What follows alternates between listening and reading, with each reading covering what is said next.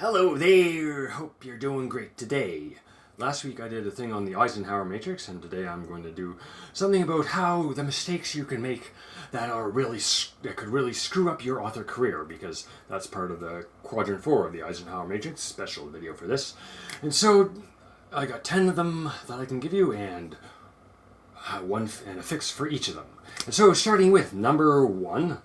One of the things you can really do to screw up your author career, your author life, and anything else you can think of with regards to your author business is constantly checking your Amazon rankings. Every single day, every single hour, and every 10 minutes or 5 minutes or whatever. Because after all, let's say this may be the situation. You go to your Amazon back office, your dashboard or wherever you call it, or whatever book aggregator you have, and you check your Amazon listing, and wow, low sales. Well, what are we going to do about that? So you set a timer for 10 minutes or 20 minutes or whatever, and you go do some other tasks. Let's see, let's have a drink of water, let's do a little bit of writing, and then you go check your listings again, and you hit that little refresh thing up in the corner there, that little semicircle thing with the arrow on it, and it's, oh my god, I don't have any more sales in the last 10 minutes. What is going on? Well, the reason this is not a good thing, obviously, because you'll probably get frustrated when you constantly don't have new increased sales every 10 minutes or 20 minutes or something like that, or however often you check it on during the day.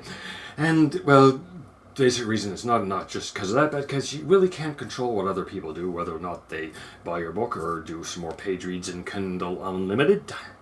And so the fix to this is pick one day a week. This is what I do anyway. For me, this is what helps. Is one day a week, pick your day where you check your Amazon listings, and that can give you an idea as to what marketing stuff you've been doing that is helping and what is not helping, and maybe. And anyway, so that's one good way to do that. Number 2 shall be redesigning your website logo for the 5th time this week or month, or probably not the same day, but you never know. The reason, because, well, it's not good because there's no real need to do that unless you've changed your book covers or you're releasing a new book. So the fix for that is kind of what I alluded to there, is unless you're putting new covers on your existing books or you're launching another book, then that would be the time to do a redesign logo, because your most important thing is getting your writing done as well as doing whatever marketing tasks you need to do for that day and week. Number 3. Getting into arguments on forums or responding to negative reviews on your books or dragging down into the pig slop on the Facebook groups when they have that negative thread. Well, the reason being, well, it's just kind of a waste of time. I mean, going through the pig slop, because the pigs like going through there, and, well, you shouldn't, but if you do, I'm not going to judge you for that. But the reality is, it's just a waste of your time when you could be doing something that's actually productive, like working on your next book or helping another author and who's put in a good thread. And you can tell a helpful thread from a non-helpful one if somebody puts in let's say a Facebook group, and they put saying, I'm having a problem with this, and it's a helpful thread if the next person in line, if the comments are, well, I had that problem too, and then they told them how they came up with the solution. That's something that you could do as well, come up with a solution that you had for that if you had that problem, or if you still have that problem, you don't have the solution. Well, that's a good time to read those comments. A negative comment, a negative thread will basically be people hurling insults at each other, sharing their opinions, saying, well, I'm right, you're wrong, nobody could ever be right but me, I'm right and everybody else is wrong type of crap. Well, Number 4 is obsessively tracking other authors' growth. The reason for this is, as you might be thinking, you check the weekly check on your Amazon sales, and you checked, I just got 5 more sales and another 200 page reads from Kindle Unlimited. That is so awesome. Yeah. But then you read another, and then you check out YouTube and AuthorTube, who says, I made $3,000 this month from Amazon. And you're thinking, well, why can't I have that? Well, don't really have the answer to why you can't have that. Maybe that person's just been doing it longer, or maybe they just, sometimes you do strike lightning in a bottle, or catch lightning in a bottle, or there's lightning strikes sometimes and it just takes off. It could happen to you, maybe not. But remember that if something goes up like a rocket, they just might come down like a rocket too. And so comparison, remember, is the thief of joy. And so if you're constantly comparing yourself to somebody who has more success than you, there's always going to be somebody who has more than you, and there's always somebody who has less. So enjoy your own journey. And if there's anybody who has achieved a higher level of success than you, then maybe learn from them what you can and apply what you can to your own situation. Number 5, creating elaborative productivity systems. This could be very bad because, well, you can probably guess what the most effective productivity system for a writer would be. Here goes. Guess what? Oh yeah, you probably do writing. Spend your day working on your writing, and determine the time of day. The fix for this is determine the time of day where you are most creative, where your creative juices flow around in your head and not oozing out of your eyes, ears, mouth, and nose, or anything like that. And, well, and do other stuff when your creative energy has waned, because we all have our times where we're most productive. For you, it might be midnight till 4 o'clock in the morning. Others might be 4 o'clock till 8 o'clock in the morning. Who knows? You determine for yourself, and that's the proper way to do it. Number 6, buying courses you do not implement.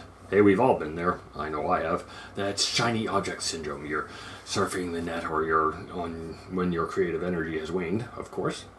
And you see the person, that brand new course, and it's like, I just gotta have it. I really gotta have that. And you buy it, and then you discover, wait, oops, I kind of already bought that course. Or you might have 5 different ones like that, like say you buy a dialogue course and oh great, I already got 5 courses on that.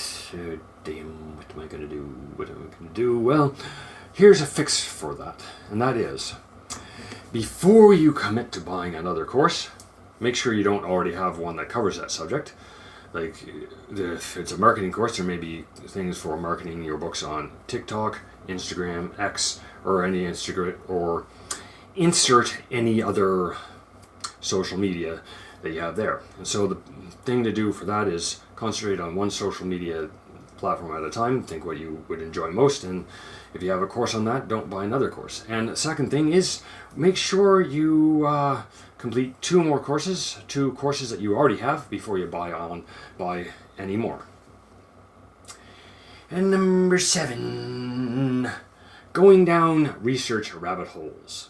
You know the thing when you're typing around and you think of, let's say, well, considering I do crime fiction, I'll do with that, and you think, what would be an effective weapon in this situation to help commit this crime? Remember, it's crime fiction, police, if you're watching that, it's crime fiction. I'm not really actually thinking what would be a really good thing to commit a crime with, just for my characters. Anyway, so you go down, you do your Google search, and you go down the little research rabbit hole, and then you realize, 2 hours later, I found what I needed, and, damn, I no longer have my creative energy. Well, then you screwed up a couple hours and you screwed up your writing day. So the thing to do with this is, if you're, and I know I do in mine in Microsoft Word, and most, I'm pretty sure that every other word processing program all has a thing like similar to what Microsoft Word has, which is a review thing, and then it has new comments. So highlight the section you need to research, put the comments in research, click on the new comment, and type in the new comment what you have to research for the thing, and then you continue on writing, because momentum is the real name of the game, isn't it? Which covers the next point. Number 8, rewriting that first chapter endlessly for the 5th time or 10th time, or how many times you do it. Yeah, I get it, I understand. You want your book to be perfect before you send it out to readers. Or send it out to get sale before you publish it, basically. And so, well, that's kind of what revisions are for, that's what beta readers are for, and that's what whatchamacallits are for. And editors are for whatchamacallits. I hope no editor heard me say that one. But anyway, the point being is that, again, momentum. By constantly going back through editing, it does work for some people, at least for me it doesn't, however. Constantly going back through the story, unless it's something I haven't been at through for 3 months, I constantly go back through it and I lose the momentum of what my story is. And so, keep going, momentum. And if there's anything that comes up to you when you're in your research phase, write that down for the revisions. And when you're doing your lower energy tasks, like researching what you put in comments earlier, then that could be the thing you do when you go through revisions. And your editors, your beta readers, and all the other people in mind will also help you with your stuff. Number 9. Checking your email constantly. And so this is not a good thing because, well, again, keeps away from your momentum. It's not like it's a low priority task unless, of course, somebody is going to be saying, tells you a specific time where they're going to be sending an email. And let's say you're waiting for the email to come in. Don't give them any more than 10 or 15 minutes for that email to come in, because, well, your time is valuable and they should be respecting your time. And assuming that you haven't checked assuming that you have checked your spam folder for that email that didn't come when they said it was, then go back to doing your tasks. Just let them know, hey, I was waiting for the email and I'll check it later because my time is valuable. And number 10, designing merch before you have the demand for it. Well, it'd be really cool to have t-shirts like this. I mean, back when I was much younger now, I had found this shirt that really described me as a man, personified me totally. And it was, one day something snapped, and I liked it. If you ever meet any of my friends in Nova Scotia, or who's ever known me, they will probably back this statement up that absolutely does personify me. But unless you're one of the bigger author tubers or you're one of the bigger writers, you don't yet have a need for it. And I do get the understand the reason, because you've probably seen a lot of those financial gurus, those self-proclaimed financial gurus on YouTube, and saying, well, you need to have multiple streams of income in order to grow, in order to keep yourself financially safe. That, while yes, it's true, I will be willing to bet that most of them, if not all of them, all started off with one stream of income and concentrated on that and focused on that before they branched off into anything else after their first one started becoming successful. Because if you don't do that, you're likely to become all scatterbrained and getting frustrated when you make no progress on anything. So it's kind of like the cat tracing 2 rabbits and catches none. So that's really all I have for you today. Hope you enjoyed the video. Hope it helps you with your author business. Hope it helps you not screw up your author life.